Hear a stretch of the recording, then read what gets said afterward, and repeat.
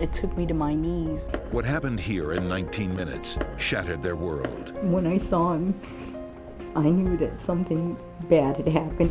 WRAL investigates. 4-month-old Sonny suffocated at a Fort Bragg child care during tummy time, even though workers were around him. We depended on those people to take care of our child. A year later, his parents want justice for Sonny. Nobody knows that this happened. Until now, WRAL investigates, Monday at 5. We are going to make a change now with a story that will make you want to hug your children a bit tighter tonight. It's the story of an infant who died after being left on his stomach too long at a child care center. Workers even noticed something was not right, but did not act until it was too late. Now the baby's parents want answers. Kelsey Carlson is here with this WRAL investigation. Kelsey? David and Deborah, this death happened during what is called tummy time. And nearly a year after this preventable tragedy, the criminal investigation with the Army remains open. For the parents, their grief is at a new level, and they are becoming very frustrated.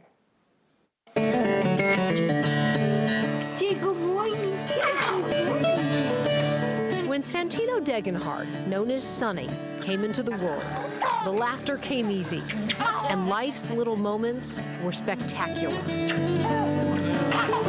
For parents Rachel and Jason Degenhardt, that laughter now lives only on video.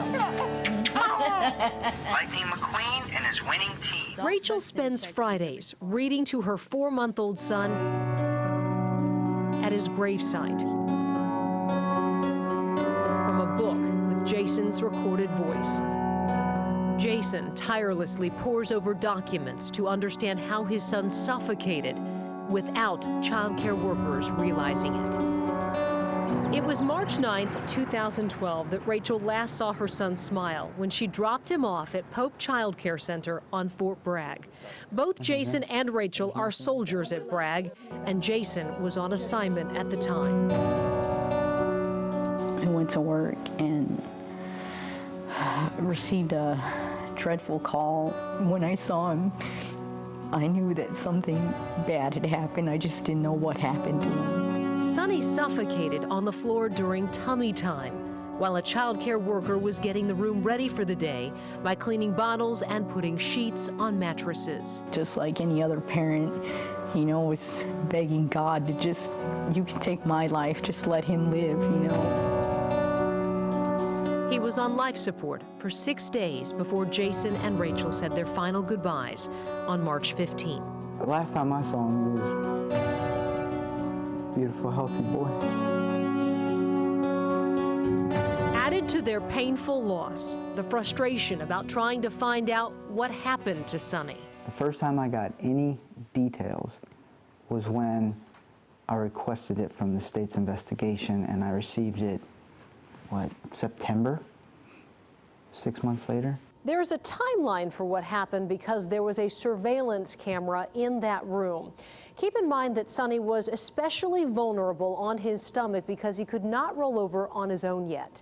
At 7:13 a.m., the worker placed him awake on his stomach on a mat. Then at 7:16, she puts a blanket under him. Sonny remains on his stomach on that mat. Then at 7:24, he stops moving. And at 7:32, the worker goes to pick him up and realizes he's not breathing. According to the report, there is plenty of blame to go around for those last 8 crucial minutes. At 7:26, a cook came in, pointed at the child, and said he did not look right, but did not check him out. Then at 7:30, another staff member came in, commented that he looked funny, but did not check him out. Finally, at 7:32, worker Vera Grant, the worker supervising him, began CPR, but only breathing, no chest compressions. Grant was dismissed from the center, and Fort Bragg investigators say the criminal investigation is pending almost a year later. Grant told investigators she followed the same routine each day. Her training was current, and she had 36 years of experience. Fort Bragg child care training for tummy time requires eye contact and a maximum 3 to 5 minutes for infants that cannot roll over yet, a rule that was clearly broken in this case. Bragg spokesman Tom McCullum says the Army recognizes this horrible tragedy and remains committed to learning from it. There was a lot of extensive training that followed this, and that was all part of our review of, was there something that we could have done that could have prevented it? Even though this center is on federal property, it also maintains a state license. We've learned through public documents that the state's training on tummy time is not very specific, saying only that infants need to be supervised. Despite Sonny's case, the state has not changed tummy time training or alerted child care providers of his death. An investigator in the medical examiner's office did raise the question as to whether an alert should go out about the danger of blankets. The Degenhards are frustrated that their son's death was preventable, and they want action and acknowledgement. Not one person has sent us a card, has called to apologize, has sent us condolences, sympathies, Has taken anything. ownership of this There's been incident. absolutely no response from them to us as soldiers or parents to say we're sorry. At Sonny's funeral, Jason read a letter from his wife about how they had planned for this baby for years. 4 years of our patience turned into 4 months of pure love. He was alive for exactly 142 days. And unofficially, I think he received 10,000 kisses. I do love you. And now together, they hope no child dies this way again. And I held him as he left for Heaven's Gate.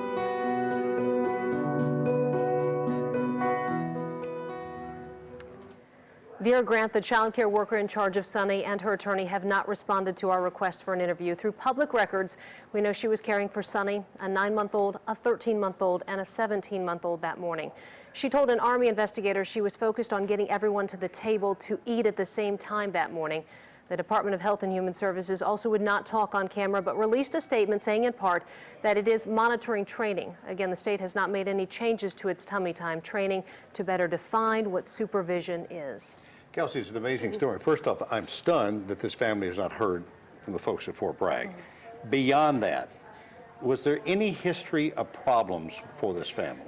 No history of neglect or abuse at this facility prior to Sonny's death. There were a couple of things that were investigated after. There were some changes in management shortly before this time period, and there were some training issues that were noted in prior inspections. I also looked at the Army's investigative report and their interviews, and they talked to a number of people who were involved, and most of them could not recall the specific supervision training for tummy time when asked. We have much more on our website. We have the Army's investigative report, and the family shared a lot of their personal memories with us, and we put their eulogy from the funeral online. Just search Investigates at WRAL.com. Just heartbreaking. And it all happened so fast. Thank you, Kelsey.